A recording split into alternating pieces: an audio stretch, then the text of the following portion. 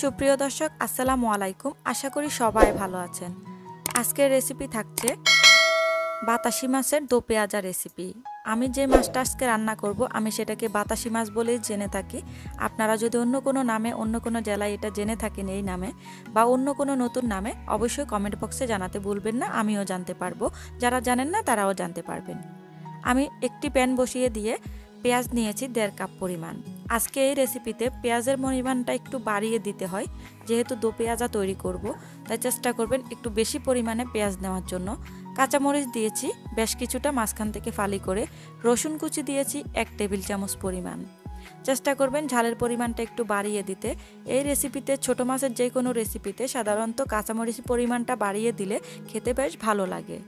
লবণ দিয়ে দিয়েছি স্বাদ মতো, হলুদের গুঁড়ি দিয়েছি 1/2 চা চামচ পরিমাণ মতো দিয়েছি, অর্থাৎ 1/2 চা চামচ পরিমাণই হবে বা তার থেকে একটু কম বেশি হতে পারে। খুব বেশি পরিমাণে হলুদ গুঁড়ি দিলে কালারটা লালচে হবে, খেতেও ভালো লাগবে না। রান্নার তেল দিয়েছি পরিমাণ মতো।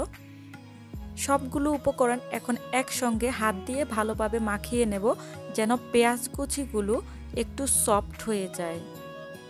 এইভাবে যদি আপনারা আজকের রেসিপি ফলো করে এই মাছের রেসিপি তৈরি করেন, অন্য কোনো তরকারি সেদিন আর কেউ টেবিলে থাকলেও খেতে চাইবে না। আপনার হাতের ছোট মাছের এই রেসিপিটাই বারবার খেতে চাইবে। সবগুলো উপকরণ একসঙ্গে মাখিয়ে নেওয়া হয়ে গেলে আগে থেকে কেটে ধুয়ে পরিষ্কার করে রাখা 200 গ্রামের মতো আমি যে মাছটাকে বাতাসি মাছ বলে জেনে থাকি সেই মাছটা এখানে দিয়ে দিয়েছি। আপনারা চাইলে মাথার অংশটা ফেলে দিতে পারেন, আমি মাথার অংশটা রেখে দিয়েছি।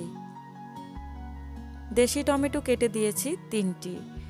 খুব ভালোভাবে সবগুলো উপকরণ একসঙ্গে মাখিয়ে নেব। এইভাবে যদি এই মাছের রেসিপি তৈরি করা হয়, সত্যি বলছি খেতে অসম্ভব ভালো লাগে। একটু ভিজা ভিজা রান্না করলে সামান্য পরিমাণ ঝোল দিয়েও 1 প্লেট ভাত খাওয়া যেতে পারে। এখন আমি এখানে পরিমাণ মতো পানি দিয়ে দেব। আগে থেকে আমার সবসময় গরম পানির চুলায় শীতকাল আসলে বসানো থাকে, যেহেতু বাসায় ছোট বাচ্চা আছে, মুরব্বি আছে, সেখান থেকে কিছুটা পানি আমি এখানে অ্যাড করে দিচ্ছি। বেশি পরিমাণে পানি দেব না, যতটুকু পেঁয়াজ মাছ সিদ্ধ হতে লাগবে ততটুকু পরিমাণ পানি দিয়ে ঢাকনা দিয়ে ঢেকে চুলাটা অন করে রেখে দেব। বলক উঠে আসা পর্যন্ত অপেক্ষা করব। বলক উঠে আসার পর আমি ঢাকনা সরিয়ে খুব ভালোভাবে একটু হালকাভাবে নেড়ে চেড়ে দেব। বেশি নাড়াচাড়া করলে ছোট মাছ যেহেতু ভেঙে যাওয়ার সম্ভাবনা থাকবে। একটু হালকা নেড়ে চেড়ে আবারও ঢাকনা দিয়ে ঢেকে অপেক্ষা করব পুরোপুরি সিদ্ধ হওয়া পর্যন্ত। এতে করে সময় লাগবে 4 থেকে 5 মিনিটের মতো।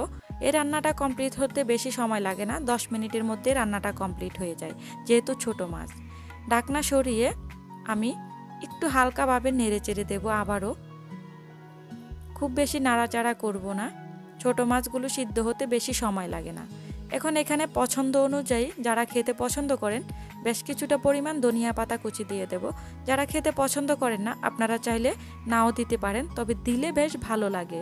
শীতকাল বলেন বা গরমকাল বলেন, যে কোনো সবজির তরকারিতে ছোট মাছ বড় মাছের রেসিপিতে যদি ধনিয়া পাতা ব্যবহার করা হয়, আমার কাছে তো খেতে বেশ ভালো লাগে। কার কাছে কেমন লাগে সেটা জানি না, তবে আপনাদের কাছে ভালো না লাগলে আপনারা পুরোপুরি স্কিপ করে যেতে পারেন। ধনিয়া পাতা কুচি দেওয়ার পর হালকা নেড়ে চেড়ে ঢাকনা দিয়ে ঢেকে রেখে দিয়েছিলাম 1.5 মিনিটের মতো। 1.5 মিনিট পর ঢাকনা সরিয়ে চুলাটা আমি একটু হালকা হাতল ধরে কড়াইটা নেড়ে চেড়ে দিয়ে চুলাটা বন্ধ করে দেব। এই রেসিপিটা ঠান্ডা হলে কিন্তু ঝোলটা আরও একটু ঘন হয়ে যাবে। একটু মাখা মাখা ঝোল থাকলে কিন্তু খেতে বেশ ভালো লাগে। যে কোনো ছোট মাছের রেসিপিতে কিন্তু হালকা একটু ঝোল থাকলে খেতে বেশ ভালো লাগে। আর যেহেতু পুষ্টিগুণে ভরপুর এই রেসিপি, চেষ্টা করবেন এইভাবে তেলে না ভেজে একটু কাঁচা টাইপের, মানে হাতে মাখিয়ে রান্নাটা করার জন্য। কাঁচা না, হাতে মাখিয়ে রান্না করলে এটাকে কাঁচাই বলা হয়।